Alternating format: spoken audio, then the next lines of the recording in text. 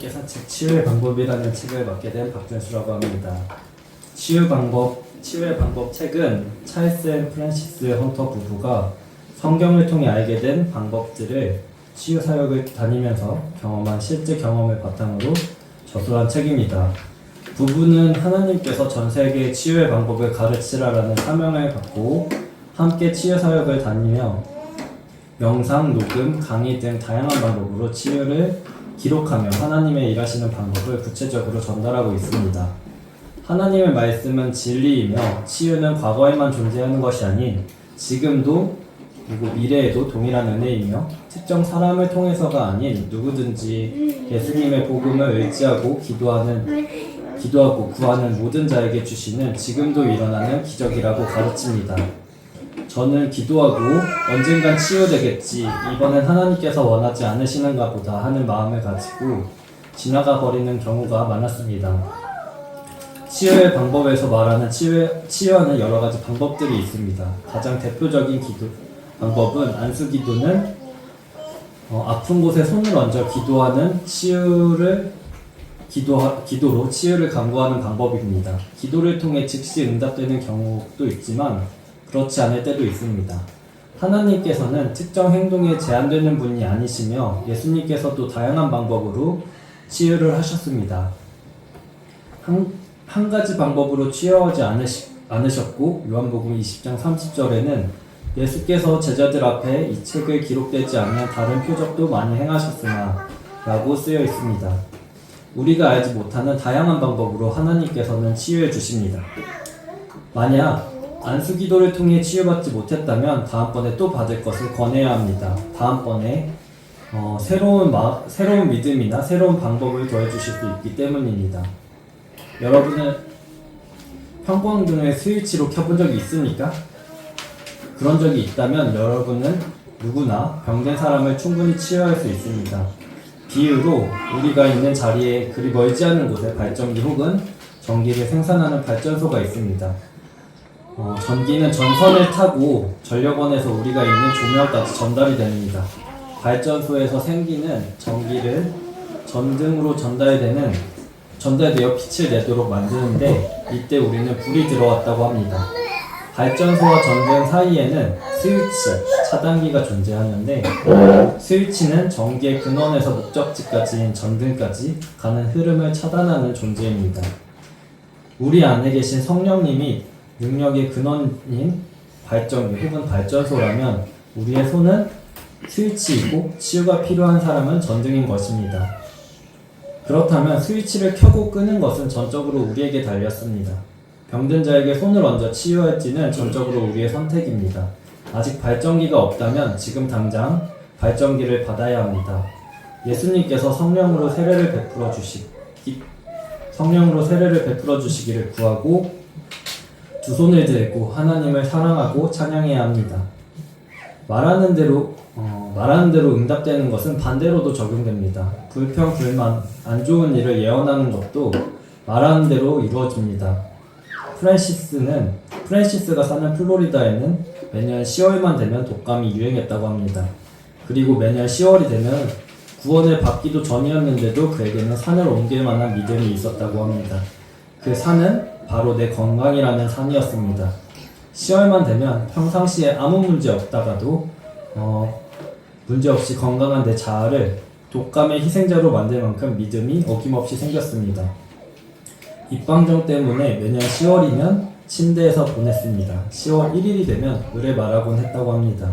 다시 10월이 왔구나. 10월이면 나는 항상 독감에 걸리지. 일본 독감, 한국 독감, 조류 독감, 돼지 독감 종류는 상관없이 어떤 독감이든 나는 꼭 걸릴 거니까. 그녀의 입에서 나온 말은 덫이었습니다. 천재지변이 일어나도 반드시 독감에 걸릴 거라는 추호도 걸리지 않는다고 의심하지 않았습니다. 하지만 이제는 독감에 걸리지 않을 것입니다. 하나님의 말씀에 무엇이라 기록되어 있는지 배웠기 때문입니다. 이제 독감에 걸릴 필요가 없습니다. 마가복음 11장 23절에 산을 향해 말하라고 기록하고 있습니다. 혹시 하나님을 향해 말하는 의미일까요? 아니면 하나님께 기도하고 길을 막고 있는 산을 옮겨주시기를 구하라는 뜻일까요? 아닙니다. 누구든지 이 산더러라고 기록하고 있습니다. 우리는 질병을 향해 말해야 합니다. 독감이라면 독감아 나가라. 나는 내 몸에 좀먹는 너를 내게 아무런 관심이 없다. 나는 너에게 쓸 시간이 없다. 나는 할 일이 많다. 그러니 예수님의 이름으로 나가라 라고 해야 합니다. 암이라면 암을 향해 말하십시오. 디스크라면 디스크를 향해 말하십시오. 하나님께서 치유해 주실 것입니다. 또 말함과 고백을 혼동하지 말아야 합니다. 이 둘은 분명한 다른 치유의 영역입니다. 말함은 행하는 것이고 고백은 받는 것입니다. 말하는 것은 치유되라고 명하는 것이고 고백은 장래에 일어날 행위, 치유의 현현을 믿는 것입니다. 말하는 것은 말의 권위를 싣는 것이고 고백은 약속을 받는 것입니다. 이 둘을 혼동할 때 문제가 생기게 됩니다. 이사야 53장 5절 말씀, 아까 저희가 읽었던 말씀입니다. 그가 찔림은 우리의 허물의 인함이요 그가 상함은 우리의 죄악의 인함이라. 그가 징계를 받음으로 우리가 평화를 누리고 그가 채찍을 맞음으로 우리가 나음을 입었도다.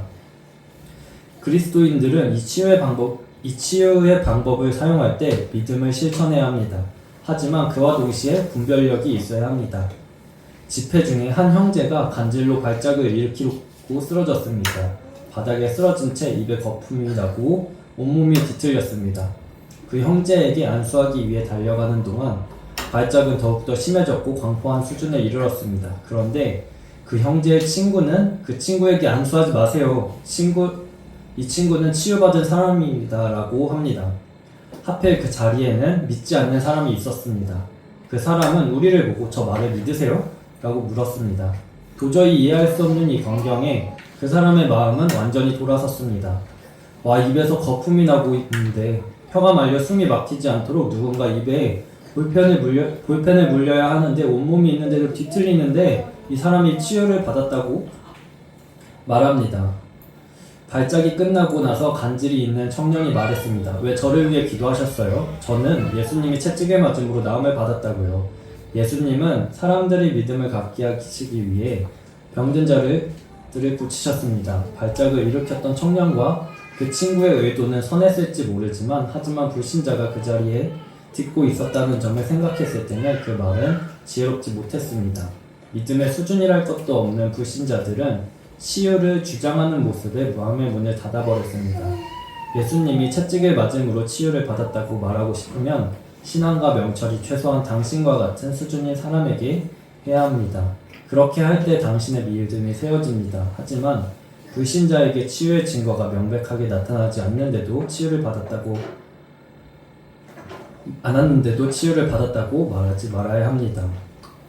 제가 이번 함께 산책을 준비하며 제게도 치유의 기도를 쉬지 않게 하시고 끈질기게 하나님께 구하는 기도의 힘이 부어진 것처럼 우리 교회가 성령 충만과 성령의 능력으로 기도의 응답을 받기를 기대하고 소망합니다. 그리고 이 책을 소개해 주신 우리 목사님께 감사드리고 책을 통해 치유를 가르쳐 주신 하나님 아버지께 감사와 영광을 돌립니다.